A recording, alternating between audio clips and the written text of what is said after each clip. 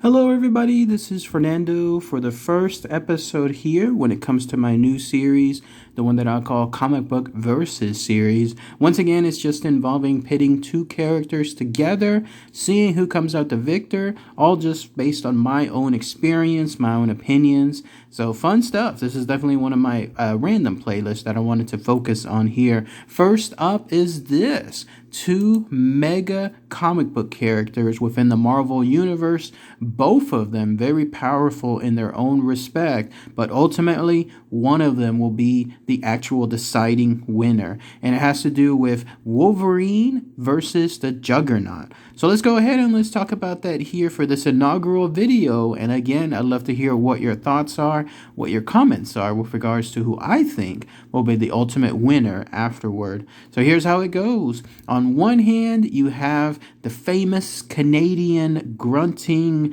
angry mutant known as Wolverine, possibly the most famous of all the comic book characters within Marvel, although it's debatable whether Spider-Man is even more popular. I guess it just depends on the type of movies that are coming out and so on. Here you have him with, of course, his trademark adamantium claws, his healing factor that allows him to basically heal, even in some cases, based on what I've seen on some comics, down to one droplet of blood. Like just one single pool of blood is enough to cause him to heal and grow from that. And then also you have his stealth, his keen senses when it comes to his smell and his tracking skills as well. And then also you have his murderous rage when he goes into that berserker barrage that he's famous for.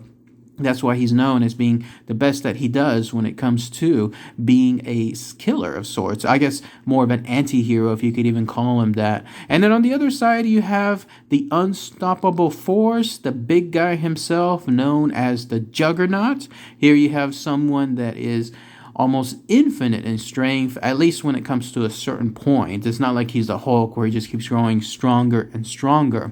Also, apparently, almost invulnerable skin, that magic that he uses within his body that courses throughout everything. You have that going on as well. And you have also an identical healing factor. In fact, there was a comic book that I was reading one time where it showed he was penetrated by a sword, at least through the eye, but then he almost instantly healed afterward. And here you have his most trademark move, which is the unstoppable force. That's when he's crashing through things. He cannot apparently be stopped. It is absolutely impossible to stop him there. And you have his huge size and strength as well. So Wolverine versus Juggernaut. Let's go ahead and let's see who would win when it comes to these two guys, especially with everything that I just mentioned a minute ago. Ultimately, and at first, I would think that Wolverine would definitely give the Juggernaut a huge fight, like when it comes to his speed and his stealth and his quickness, those claws as well. He may not be able to use those claws to penetrate anything as far as the skin associated with the Juggernaut. Somebody might need to correct me on that, though. Can anything involving adamantium also pierce the Juggernaut's own skin? I've seen two versions of it. I've seen where again, like if you have the right type of material like that sword, it can work. And I've seen others where no, it's like more along the lines of almost like bullets being deflected. Whenever Wolverine's claws attack his skin, it'll just be ricocheting back, in other words. So Wolverine would definitely use his size, his speed, and his skill to create a lot of havoc. And he would also ultimately use the environment as well. Why not have those claws work to his advantage, using them to take down things on top of the Juggernaut, maybe some very large lampposts, maybe some stuff involving even some buildings, using those claws to blow things up and then cause whatever that damage is to fall upon the Juggernaut and then help try to slow him down. He is a killer too, of course, when it comes to Wolverine, so he's going to absolutely use that to his advantage. He's going to go for kill shots rather than, let's say, trying to be like your average Batman, where he'll hurt someone and severely incapacitate them, but do everything short of killing someone altogether. And when it comes to also fights, he has a very long experience of figuring out, like basically wearing out his opponent, especially with regards to his healing factor and the idea that he could have a lot of broken bones if you could even have those bones broken, and you could have a lot of cuts, a lot of damage, a lot of bleeding, but give him those moments and then he'll eventually be able to heal himself too. Juggernaut, of course, could use all of his advantages to give a prolonged fight as well. First, you would have the unstoppable force that he has whenever he's in momentum. Someone might have to explain that to me too. Is that because of his own inertia, meaning whatever strength he's building at the time he's running, if that's just enough to cause that unstoppable force, or does it involve also that magic that's coursing through him? Somebody please post it in the comments. But he would use that to his advantage immediately. Like, he would basically become like a human cannonball running straight into Wolverine, causing so much harm, probably causing him to fly away several blocks whenever he strikes him down. Not just to mention the extreme strength that he has, but the problem is he doesn't really seem like a guy that could move as fast otherwise as Wolverine. Here you have someone that, due to his big size, he would probably be easy to dodge for someone as agile as Wolverine, even with the unstoppable force that he has. He may use the environment as well, cars and other type of big items to throw at Wolverine.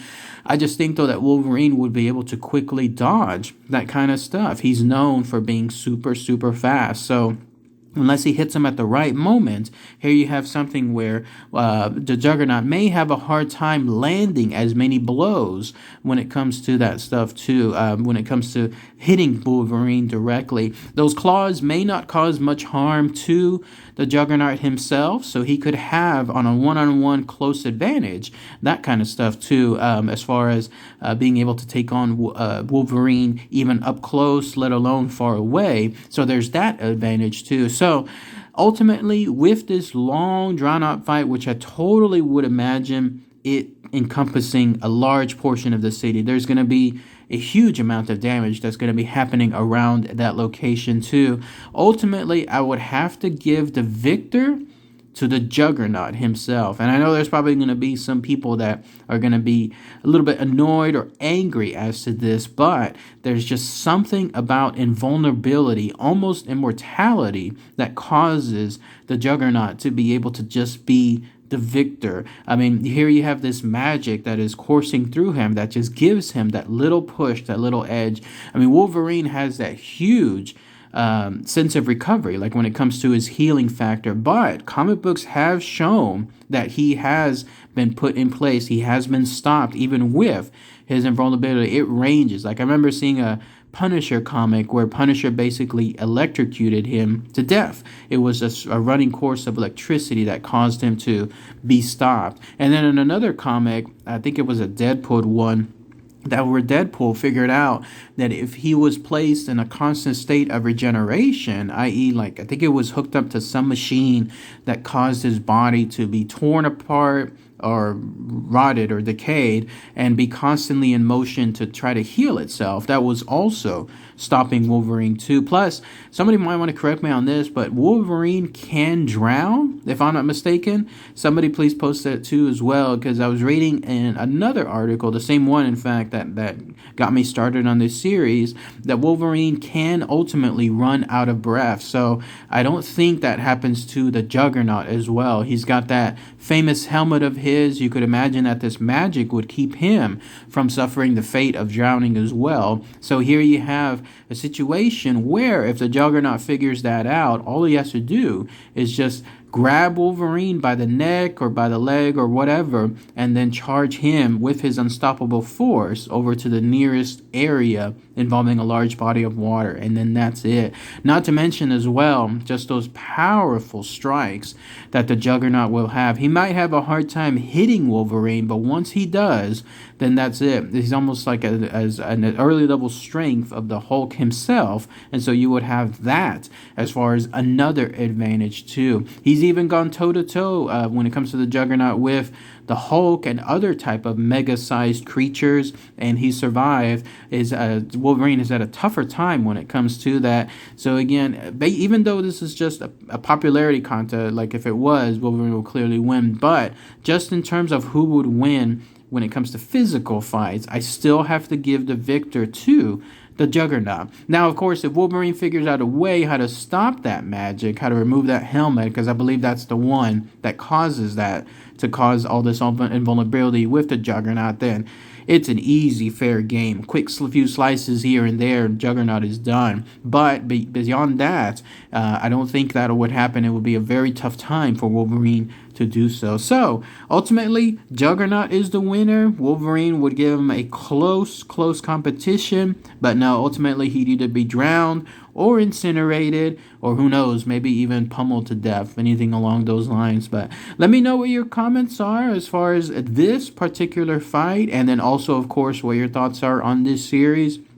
Maybe if you wanted to post some suggestions, I'll take a look on it afterward. All right, everybody. Thanks again as always. Take care. Bye.